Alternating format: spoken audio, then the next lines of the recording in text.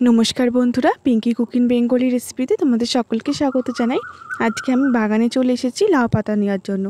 বাগানে কিন্তু লাউ গাছ পুরো ভরে গেছে, কিন্তু একটা গাছেও লাউ হয়নি। লাউ পাতা নিয়ে নিচ্ছি। অনেক কুমড়োর জালি এসেছে, লাউয়ের জালিও অনেক এসেছে, কিন্তু কুমড়ো গাছেও কুমড়ো হয়নি আর লাউ গাছেও লাউ হয়নি। কটা লাউ পাতা আমি তুলে নিচ্ছি।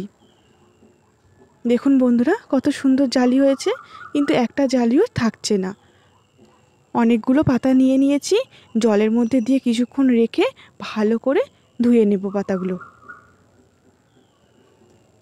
অনেক নোংরা থাকে, ভালো করে রগড়ে রগড়ে পাতাগুলোকে আমি ধুয়ে নিয়ে চলে এসেছি। কেটে নিয়েছি। কড়াতে সর্ষের তেল দিয়ে তেলটা গরম করে নিচ্ছি।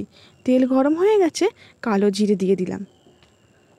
10-12 কোয়া রসুন থেতো করে দিয়ে দিয়েছি, আর কটা লঙ্কা চিড়ে দিয়ে দিয়েছি।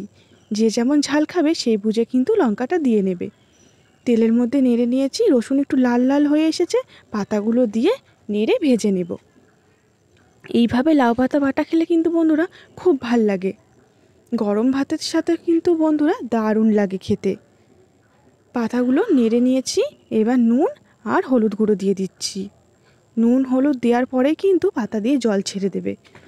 একদম কচি কচি পাতা, টাটকা, জল দেওয়ার কিন্তু দরকার নেই। নাড়তে নাড়তে দেখুন কি সুন্দর জল বেরিয়ে গেছে। এই জলে কিন্তু পাতাটা সেদ্ধ হয়ে যাবে আর পাতাটা ভাজা ভাজাও হয়ে যাবে। জল শুকিয়ে গেছে, পাতাটা কিন্তু ভাজা হয়ে গেছে।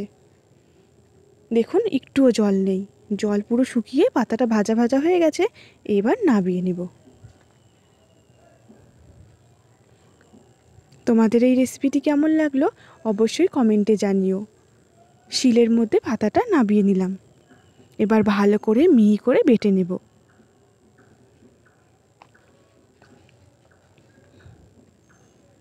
শিলেই কিন্তু বন্ধুরা যে কোনো বাটা করলে বেশি ভাল লাগে।